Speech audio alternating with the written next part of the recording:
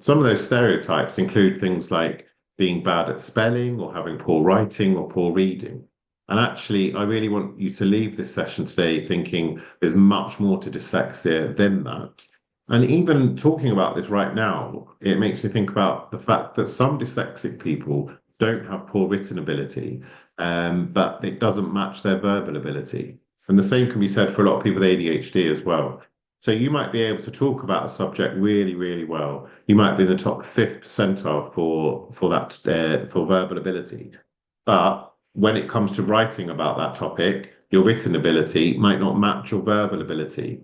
But it doesn't mean you have poor writing skills. It just means for you, the best way to communicate your knowledge is through verbal ability.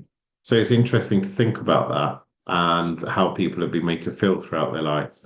Say lots of people with dyslexia or ADHD might have told their teacher, I know everything about Henry VIII and can really recite all of that. But when it comes to writing it down into an essay or a test or an exam, it doesn't match the same level. And they can be told, oh, you're not trying hard enough.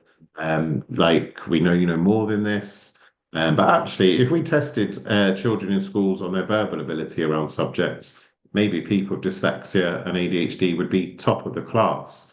But at the moment, we don't. We test through writing. And that might be why a lot of neurodivergent people also have difficulty around anxiety, depression, and self-esteem, because if you've been brought up to think that your way of understanding the world or communicating isn't the right way, then that is how you're going to be affected. But hopefully today we can move through some of the stereotypes. I think it's important to think about some of the positives and also look at the balance.